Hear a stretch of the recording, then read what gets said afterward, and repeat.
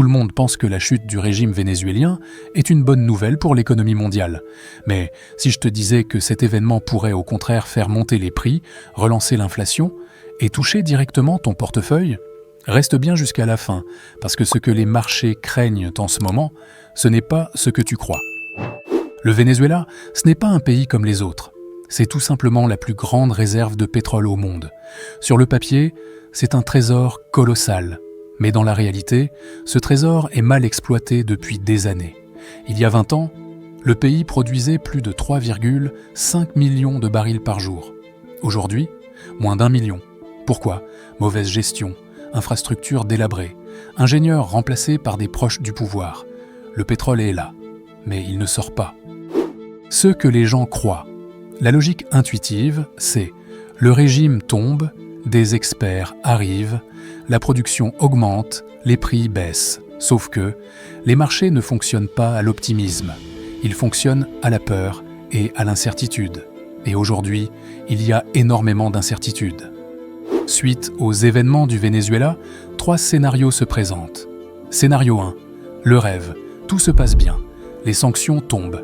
Les investissements arrivent massivement. Dans plusieurs années, la production remonte. Les prix du pétrole baissent. C'est le scénario préféré de Wall Street, mais ce n'est pas le plus probable. Scénario 2. Le chaos. Celui que les marchés redoutent. Instabilité politique, sabotage, conflits internes, production bloquée, offre mondiale réduite, prix du pétrole qui explose. Et là, essence, transport, alimentation, tout suit. Scénario 3. Le plus réaliste. Transition lente, réforme progressive, production qui augmente, mais très doucement. Les prix restent élevés longtemps, pas de miracle immédiat pour ton plein d'essence. Mais oublie une seconde le pétrole. Le vrai problème est beaucoup plus grave que ça. La géopolitique. Le message envoyé au monde est clair. Si un pays possède des ressources stratégiques, sa souveraineté peut devenir négociable. Et ça, les marchés détestent. Pourquoi ? Parce que la confiance est la base de toute économie. Et quand la confiance s'érode, les capitaux deviennent nerveux. Alors concrètement, que faire en tant qu'investisseur ou simple citoyen ? Il faut comprendre que les marchés montent souvent sur la peur, pas sur les bonnes nouvelles. L'énergie reste un facteur clé de l'inflation. Les périodes d'instabilité géopolitique favorisent les actifs refuges. La diversification est plus importante que jamais.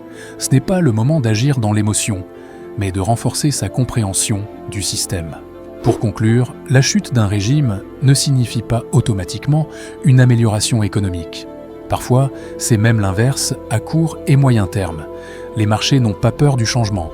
Ils ont peur de l'imprévisible. Et c'est exactement ce qui se joue aujourd'hui. Si cette vidéo t'a aidé à mieux comprendre les conséquences des événements du Venezuela, laisse un like, abonne-toi et active la cloche pour ne rater aucune de mes vidéos où je t'aide à protéger ton épargne dans un monde de plus en plus instable.